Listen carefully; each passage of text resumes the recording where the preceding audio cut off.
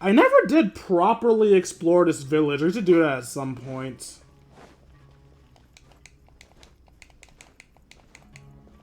Alright, I hope that I could glide and, like, skip over an area, but... You just lit up in the distance. That's so weird.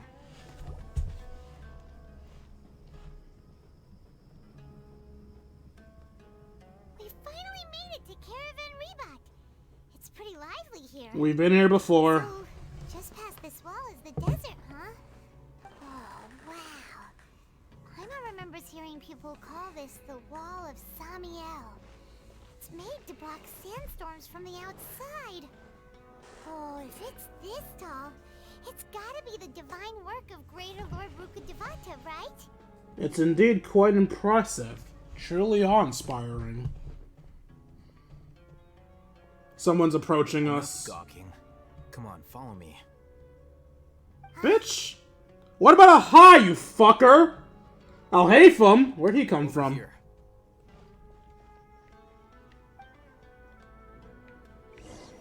Haytham went that way! Let's hurry up and follow him. No. What he's up to. I'm walking behind him and I refuse to do any better than that. What am I even running from? Can I see what's chasing after me? Nope.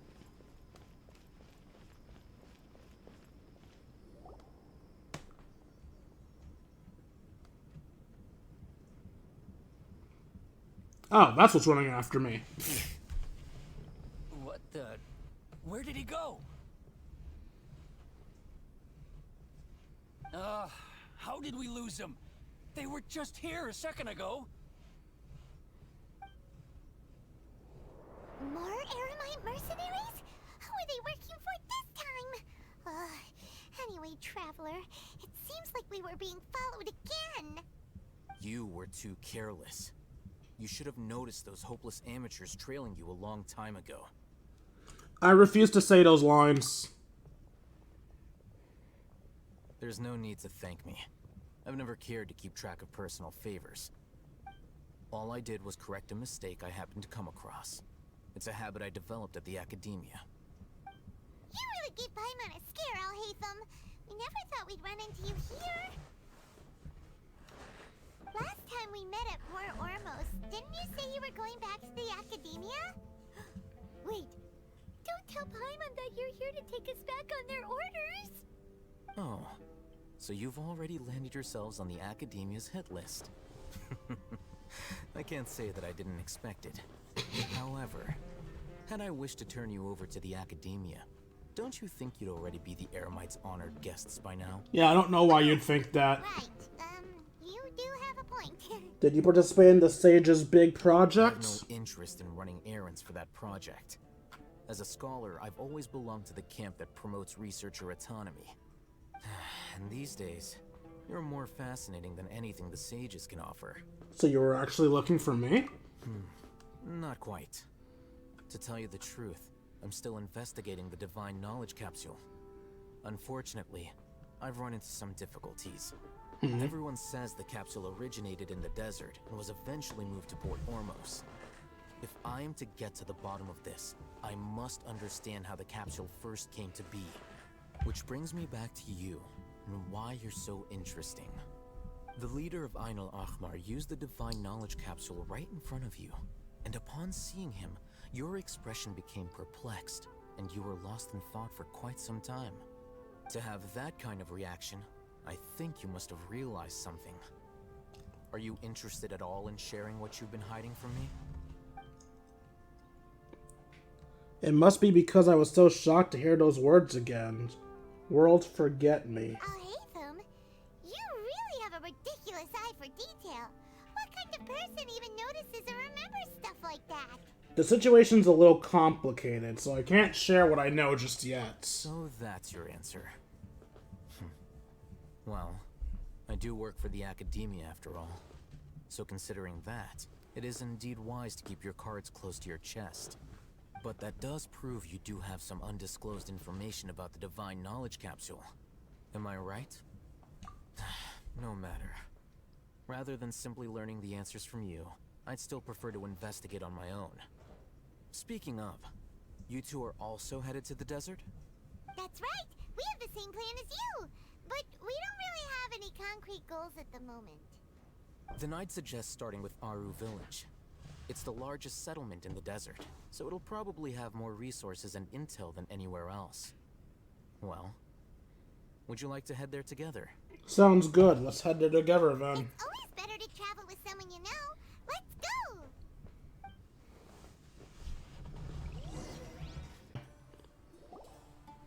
Before us lies Aru Village, the safe haven of the desert folk. Okay. Whoa, this landscape is really something else. What a cool place! Let's go check it out!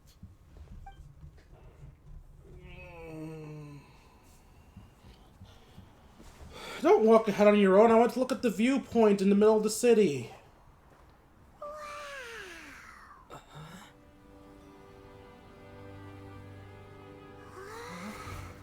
Eh? Who? Sino?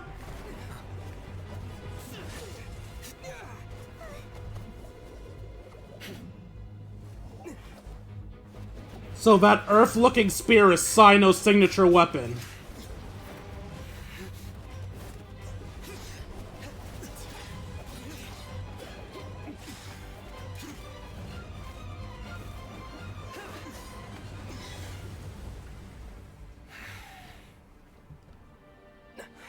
Sino. So he's canonically strong as fuck. Unless my memory fails me, we have barely spoken 2 words to each other before now at the Academia. Would you care to enlighten me as to when and how I invited the General Mahamatra's wrath? I'll hate them. Do not think you can escape my judgment, just because you managed to escape my attack. Judgment? So that's how you'd characterize your actions here, is it? Or would elimination perhaps be a more accurate description? Had I used my full strength, not even this traveler would have been able to stop me. Oh? Though styled like an assassination, I sought only to ensure that my target would be unable to flee or resist. Standard practice for the Matra, as well you know. Seemed to me more like your own personal touch. Who is that, Alhaitham? Did you call him General Mahamatra? Yes. General Mahamatra Sino, head of all the Matra at the Academia.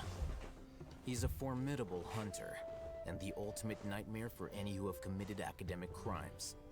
You seem to have placed a lot of trust in Alhaitham, to the point of blocking an attack for him. If I were you, I'd never choose to side with him. I wouldn't believe a single word that comes out of his mouth. I have been pursuing this scribe for a long time. I urge you, stand back and do not seek to defend him any longer.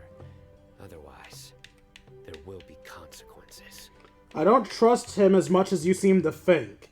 That doesn't mean I'm gonna stand by and do nothing. Has Alhaitham done something wrong? Hyman doesn't think he's as bad as you've made him out to be. I won't waste my breath explaining things. Alhaitham, I saw it during our fight. Take it out. The divine knowledge capsule you're hiding on your person. Unless you want me to retrieve it for myself. Very perceptive of you. Nothing escapes a Matra's senses. Wait, the divine knowledge capsule? Didn't it fall into the Matra's hands in Port Ormos? No, he lied. So you did lie to us. No wonder you speak with such confidence, Sino. But I must admit, I'm very curious. What does this capsule mean to you? And why, as General Mahamatra of the Academia, are you all alone in the desert? As far as I'm aware, the other Matra have been speculating about your disappearance. Have you been given a mission that's, let's say, morally dubious? If I was the real target of your mission, what was stopping you from simply using your authority and resources to judge me within the walls of the Academia? Is it a mission from the sages? I should have known you'd be difficult to deal with. You two? Ugh. What should we do, Traveler? Paimon feels like we can't trust either of them. Do I get an option here, or... Well, look at you two, acting all tough and self-righteous. Daya, why the hell are you here? Oh, it's Dia, not Daya. Okay. Great! Finally, someone that we can trust! Questioning that. Here. Otherwise, these two are gonna start fighting again! Yeah, sure looks that way. Two giants from the academia duking it out once and for all. Not something you get to see every day, that's for sure. Listen, I know you academic types love to fill up your big brains with self-righteous morality and lord your empty rules and virtues over each other. But how dare you bring your petty disputes into the safe haven of Aru Village? Safe haven? Seems like someone's gonna have to beat some sense into your thick skulls until you finally learn to respect these grounds. We were trying to stop a fight, damn it! Not start another one! Oh, they're backing down? Neither of them affording to be distracted by Daya.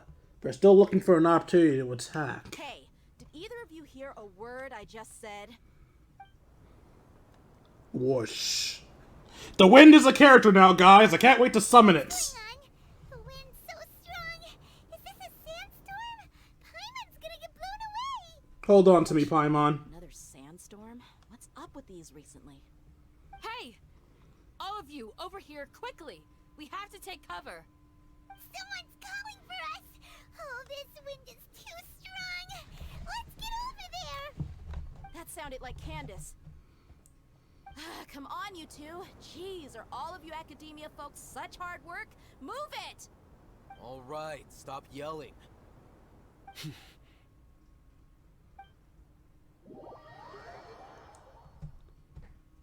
Ah, the desert has its own symbol. I guess that makes sense. I just assumed it would be the Sumeru symbol.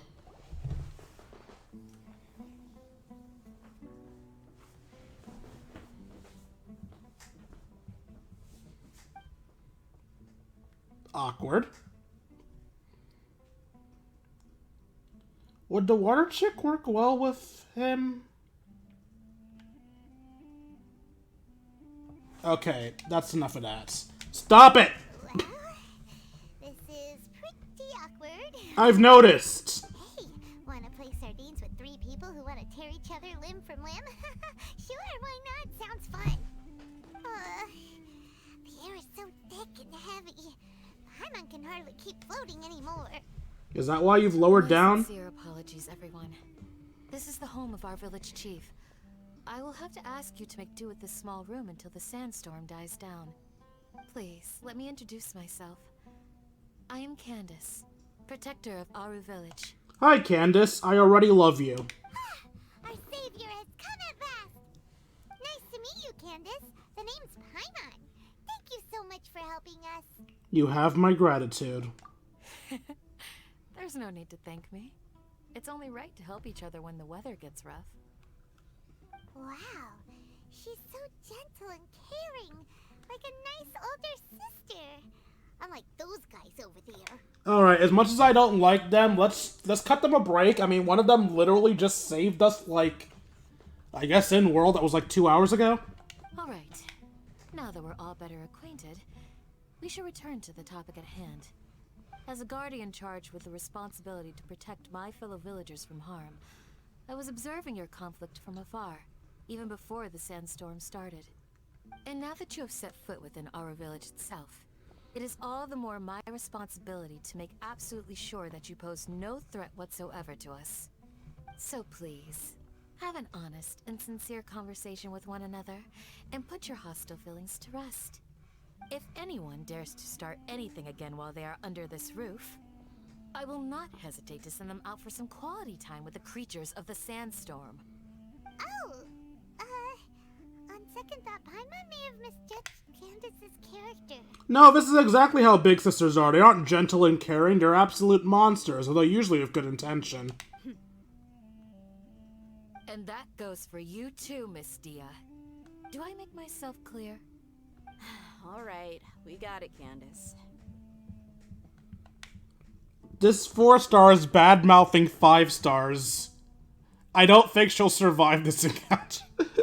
The star system is bullshit, man. It really doesn't match up to the in-game power levels of people. That's what I like to hear. So, which of you will begin?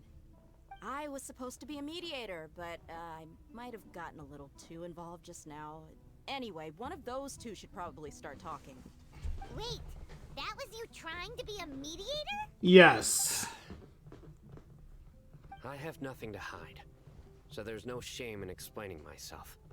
While Al-Haytham wasn't wrong about the other Matra not knowing my whereabouts, it's not because I've been assigned a morally dubious mission. Rather, I've chosen to exile myself. Huh? Exile yourself? A little while ago, I discovered that there was data missing in the Academia's project planning and development files. What little they did report clearly did not match the project's actual progress. As General Mahamatra, I had the responsibility and authority to request an audit. However, to my surprise, the person responsible for the erroneous data was none other than Grand Sage Azar himself. I tried to investigate the issue myself before submitting a formal audit request, but I soon found that all leads and potential pieces of incriminating evidence were carefully concealed from me. I began to realize that they were cautious of me from the very beginning. Unsurprisingly, the Grand Sage rejected my audit request as soon as the submission reached his desk. He even said to me, "The power of the General Mahamatra is granted by the sages. You have no right to judge us." So they really are up to no good. I realized then that to the Grand Sage, the Matra are nothing more than tools for the sages to assert and maintain their control over knowledge.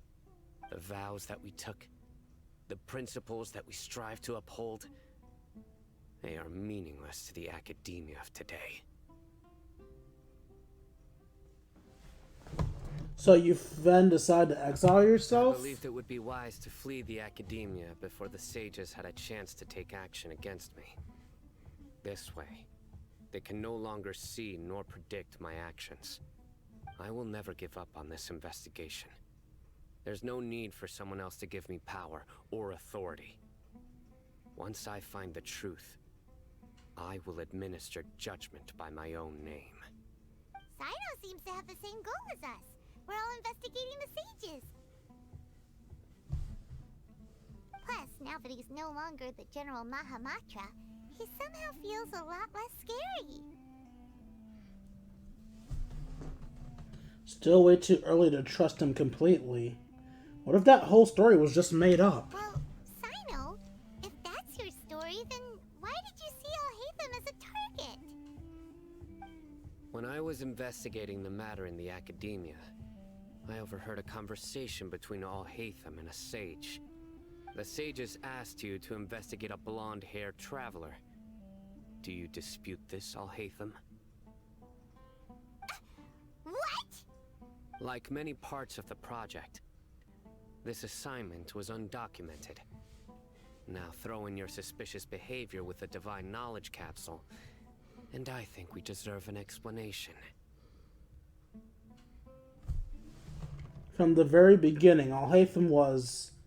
The sages were watching me from the very start. Yes, I was indeed tasked with investigating the Traveler. Al-Haytham? After all, the promised reward was so great that hardly any scholar could have refused. The sage told me, once you've completed this assignment, I can give you a glimpse of divine knowledge. A most enticing offer. Unfortunately, those academics don't know me at all. Their words contained one key piece of information, namely that divine knowledge indeed exists. That gave me all I needed to know. From my perspective, the sages are far from trustworthy. Think about it. Isn't it a little strange they're so willing to share divine knowledge with anyone, even as a reward? So, I began my own investigation following the lead of the Divine Knowledge Capsule. In the end, I realized my wisdom in committing to this rather than collaborating with the sages. Had I been less guarded, I probably would have ended up like that Ain al-Ahmar mercenary, incapable of remaining sane for long enough to hold a conversation. You mean that the sages originally planned to dispose of you, using one of those capsules that drive people insane? What about your encounter with me? Did you join forces with me just so you could investigate me? I'd already given up on the assignment by then. I only told the Academia I was waiting in Port Ormos for you to appear so they wouldn't suspect anything. So it came as quite a surprise when I encountered my erstwhile target while investigating the Divine Knowledge Capsule. Criminals do love to talk about coincidences. Even though I ran into the Traveler by chance, I had no intention of providing assistance to the Academia. Also, you should remember, you were the ones who decided to follow me and strike up a conversation after I left that tavern. Now that you mention it, things did go like that. Is that enough to prove his innocence? That's true. Alhaitham helped us out at Caravan Rebat as well. Maybe he's telling the truth. I'm willing to apologize, if that's worth anything to you. I took the Divine Knowledge Capsule behind your back because I judged its existence to be a significant risk. I felt that it would be best for no one to interact with it before it had been properly studied. After all, curiosity often proves to be the most dangerous thing in this land. You should be well aware, Scribe Alhaitham, that curiosity can also lead you to danger and suspicion. Answer me this. Did the sages share any information about their project with you? Have I not made myself clear? You and I are both distrusted by the Academia. Do you really think they would tell me anything? Fine. Although you haven't completely proven your innocence, I won't regard you as an enemy, for now. As you wish. Good. I'm glad to see you two clearing up your misunderstandings. And now you, Dia. I believe it's your turn. Oh, sorry. Whatever the boys were talking about must have been so boring that I spaced out. My situation is pretty straightforward. My employer, Dunyarzad of the Homayani family, is friends with the Traveler and is currently recovering from her illness at home. I had nothing going on, so I decided to return to Aru village for a visit. I was actually looking forward to a pretty exciting time getting back together with everyone here. But then I saw these two random guys in the middle of a pointless argument. It ticked me off, and things went downhill from there. Is that all? Well, I will admit that definitely sounds like your style. In that case, welcome back, Dia. That's more like it. I missed you all so much, Candace. What? What was that? Whoa! What was that sound? No need to worry. Now that you're no longer at each other's throats, please make yourselves at home. I'll take a quick trip outside to clear out some of those creatures in the sandstorm. Oh, let me play for it! Creatures? In the sandstorm? Are you sure you don't want some backup? Fighting in a sandstorm is not for the faint-hearted. Anyone without extensive training in these conditions is at a disadvantage. You needn't worry. For the record, the coolest thing they can possibly do right now is let me play her going outside as a tutorial for fighting into sandstorms. Yeah, just leave him to Candace. Don't worry, she's as tough as they come. Sure she is. Damn it! After a while, the winds outside begin to calm. The winds died down. That means the sandstorm's over, right? Boo! Candace still isn't back yet, though. Is she alright? Maybe we should go out and check on her. When you put it that way, even I'm starting to feel a little worried. Alright, let's go. We've been here long enough, and the boys are as chatty as the floor. I feel like her lines would make more sense if I was, Lumine. Hey, Candace, you enjoying your time just standing there? Oh, Candace, you're still fighting? What the You've been out here dealing with these creatures the entire time? Yes. They just keep coming in waves. I've lost count of how many I've defeated. Before I realized it, even the sandstorm had stopped. Not only is she really strong, her stamina is also something else. Here comes another wave! Oh, Rift Hounds. Leave this round to us. I got interrupted earlier, but now I have something to take my anger out on. Why are you so angry? It's been quite a while since I've seen the Flame Mane in action. I'll leave these to you then. I'll be sure to put on a good show. Let's go! Don't get too close! Hold the line. Time for a light show.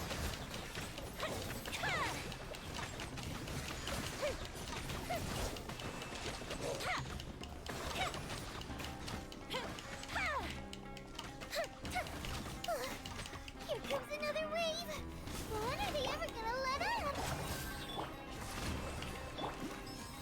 Fire hazard. Ah, these are Earthwind Hounds. I was wondering why I suddenly got a crystallized shield.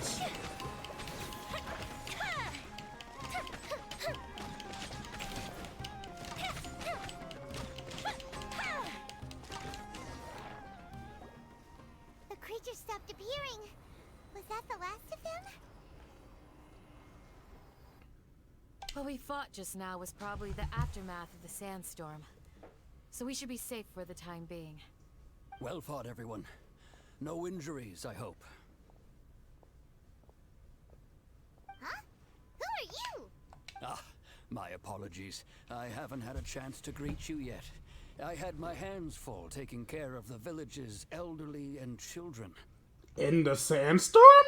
I am the chief of Aru village. Everyone usually calls me Uncle Anpu. It's a pleasure to meet you. Sorry for all the trouble. Sir, I am also originally from the desert, but I have not been back for some time now. May I ask if such sandstorms are common? I can't say they've always been common, but recently the storms have become increasingly severe and frequent. Besides sandstorms, we also occasionally get earthquakes. According to an investigator who stayed in the village a while ago, these unusual natural phenomena are related to the withering of Irminsul. Another effect of Irminsul's withering. So, Irminsul's withering causes withering zones in the forest, and sandstorms and earthquakes here in the desert? Everything in the natural world is inextricably connected to Irminsul. These regional symptoms can indeed be a reflection of Irminsul's present state. Everyone in Aru village needs to take good care of themselves. Speaking of which, why haven't I seen a single village keeper since I got here? Village keeper? Who are they? Village guards like Candace? Does your curiosity know no bounds? Village Keeper is how Aru village refers to mad scholars exiled here by the academia. Oh? Most of them are scholars who lost their sanity after a period of training in the Avidia forest. The academia believes that their crazed mutterings may have a negative effect on the psyches of other scholars. So, they're forcibly exiled to the desert. Though if you ask me, it's all a boatload of nonsense. Tainare also brought this up before. Hypatia was almost exiled to the desert. Alas, that's exactly what we've been trying to investigate. One by one, the village keepers have been mysteriously disappearing without a trace. But no one in the village has ever seen them leave. If you're planning to stay around the village for the next few days, I'd appreciate it if you could keep an eye out for them. I've had encounters with those people in the past. I'll see what I can do to help. The Matra are the ones responsible for their exile. Now that you're no longer with them, are you trying to alleviate your guilt and atone for your past sins? I'm fascinated by how you think. Mock me if you will, but if you are guilty, I will eliminate you, regardless of my position or identity. Oh, you're the former General Mahamatra. You must be an expert in these kinds of investigations. Thank you for your help. I'll help too. Is it because you're reminded of Hypatia? Oh, these poor scholars. First they lose their sanity, now this! We need to help get them back home, safe and sound.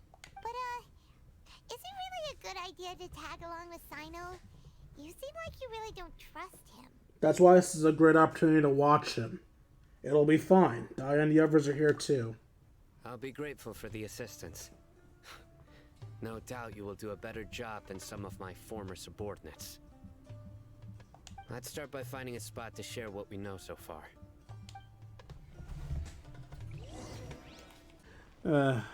Alright.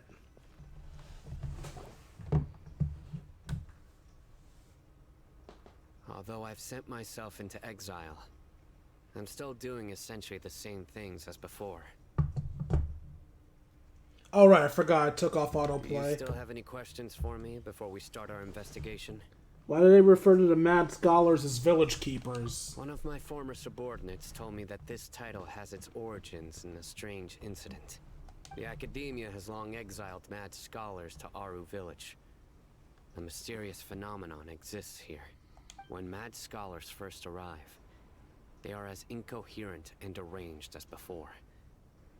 But after spending some time here, they invariably begin to calm down. Initially, the people of Aru Village greatly resented having to take in the mad scholars. But a strange incident one night changed that. Aru Village was struck by the strongest earthquake in living memory. Seeing buildings on the verge of collapse all around him, the then chief of the village was preparing to take everyone to safety. Suddenly, he noticed a mad scholar crouching in a corner, caressing the ground with his hands. A soft, green light radiated from him, like a divine glow against the backdrop of night. Despite the powerful tremors that ripped through the ground that night, all the houses remained upright, almost as if they had grown roots reaching deep into the ground. In the end, not a single building collapsed, and no one was hurt. So that Mad Scholar was a Dendro user. Likely a Catalyst user. I wonder if they'll be playable in the future. After that, the people of Aru Village treated the mad scholars with greater kindness, and began to refer to them as the village keepers. A soft green light? A mad scholar protecting Aru Village? What do you make of it, Traveler? It must have been Nahida's power. Only she could be capable of that. I feel like any strong enough vision holder could be capable of that. Paimon thinks so too. Actually, Sino, do you know if any of the mad scholars continued to wear their Akasha terminals at Aru Village? In theory, they would continue wearing them so the Academia could still monitor their activities. That said, the main Akasha system would no longer have any interaction with them. Oh, no wonder! Everything makes sense then! Add in the fact that they calmed down, it was probably Nahida who calmed them. If you are able to draw a conclusion from this one story alone, then it appears you possess much more information than I do. So, what do you make of the story? The Mad Scholar's power likely came from Lesser Lord Kusanali. Really? And she was the one to protect the village. Lesser Lord Kusanali. What? You don't believe us? Lesser Lord Kusanali was definitely using the Akasha to give her power to the mad scholars! No, it's not so much that I don't believe you. I'm just struck by your reasoning. Lesser Lord Kusanali, the current Dendro Archon. Is she really active in Sumeru? Well, she was. The Academia has always placed far greater importance on the late Greater Lord Rukkhadevata. They've more or less ignored Lesser Lord Kusanali, and I've never had any reason to doubt their views. In addition, I've never heard any stories about Lesser Lord Kusanali and her deeds.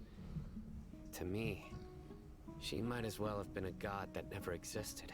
No way! Nahida definitely exists! She's a... How should Paimon put it? She's a good Archon who's kind and wise. Even if she says weird stuff sometimes. She also saved me once not long ago.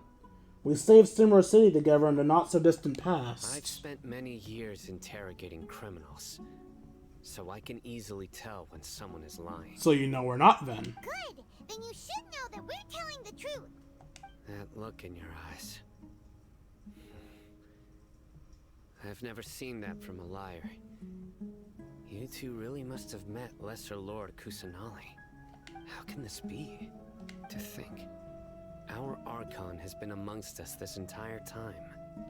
Alright, now it's our turn to put our skills to good use for this investigation. You betcha. But easier said than done, especially since we don't have any leads. Maybe we can start by knocking on some doors. Excuse me, are you here to help me find my grandpa? No. Huh? Who are you? By the sounds of it, a resident of this village. My name is Isak. You'll help me find my grandpa, right? Is your grandpa a mad scholar? Hey, don't say that. Grandpa is just Grandpa. Why do you have to call him that? It's not like he's a bad person or anything. So yes. The person you're referring to is not a local, yet you are. Why do you call him Grandpa? Grandpa is just Grandpa. He's my family. So does he mean that figuratively as in he likes some, or literally as in this mad scholar clapped some Arab cheeks? I heard everything you said to the village chief. Please, you gotta take me with you. I want to find my grandpa. I swear I'll help. I won't be a nuisance. I mean, shit, if we can bring Paimon with us, why not the kid? Ah, so you're the one who was eavesdropping on us around the village chief's house. I was planning to go out and take care of whoever it was, but I had a vague feeling that they didn't harbor any ill intent. Whoa. Hatham wasn't kidding about Matra having sharp senses. Sino, he's just a kid. All he wants is to find his grandpa. Let's find a way to help him. Sorry. I was only listening in because I wanted to know where Grandpa went. Honest. If you don't believe me, you can ask Miss Candace. Please help him, Sino. All right. But first, let's confirm the facts with Candace.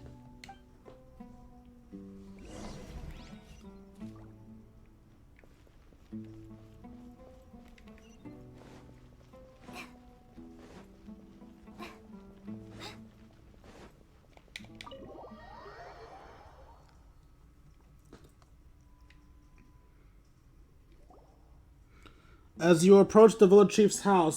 Sino is super vigilant. Is this what all the Matra are like? Ah, you're back already. We just wanted to confirm something with you.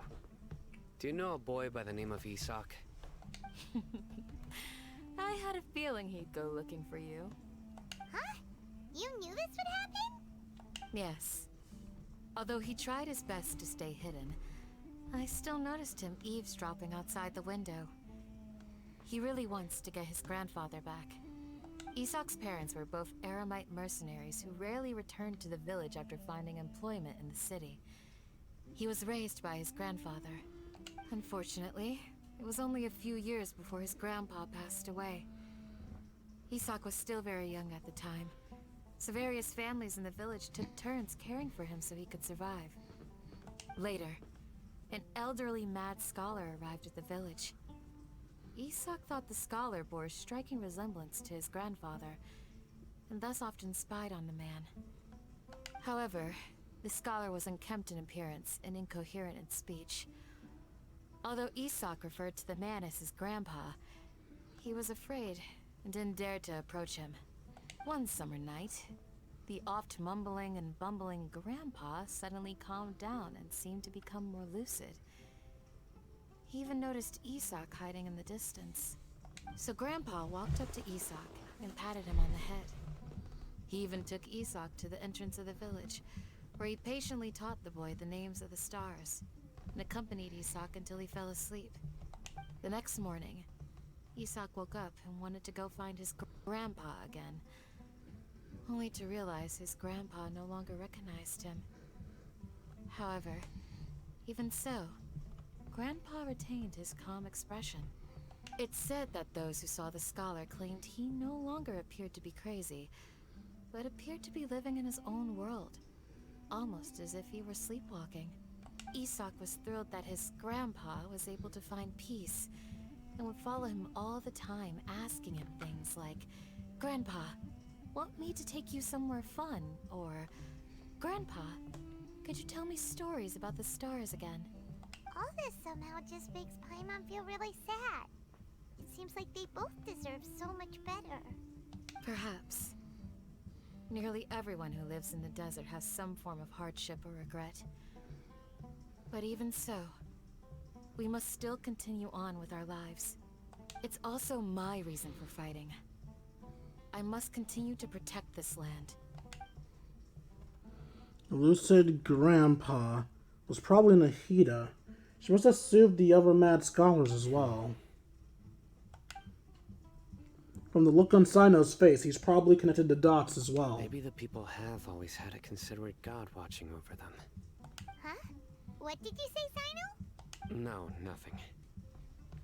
As long as Isak keeps his word and doesn't get in our way, we can take him along.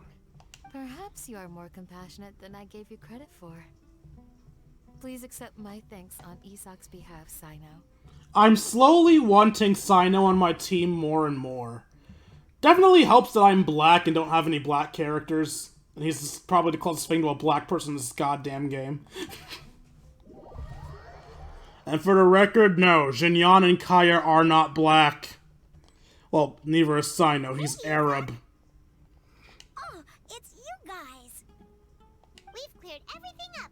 Let's go find your grandpa. Really? Wow, thank you so much. Your grandpa will be found safe and sound. Alright. Let's ask the local residents some questions first. Oh, and for the record, I don't deem it a problem that— oh god, really? We're done? Alright, hope you guys enjoyed this stream as much as I enjoyed making it for you. If you enjoy my content and want to see more of it, you can find me at youtube.com/KingD353. On Mondays and Wednesdays, I upload episodes of Persona 5 Royal, and on Tuesdays and Thursdays, I upload episodes of Fire Emblem Free Hope, specifically the Black Eagles route. This week it's going to be a little bit different, though, because with the storm coming into Florida, I don't feel comfortable recording and uploading like I normally do. So there's some pre-made videos coming out on those days instead, basically made of old streams. That's beside the point, though. If you feel I deserve it and you want to donate to me, you can donate to me at buymeacoffee.com/KingD353. Every donation is appreciated, and for as low as $1, you can join my personal Discord. We can chat, play video games, share memes, and have a grand old time. I'll see all of you beautiful people later, be it from Twitch or YouTube. Deuces.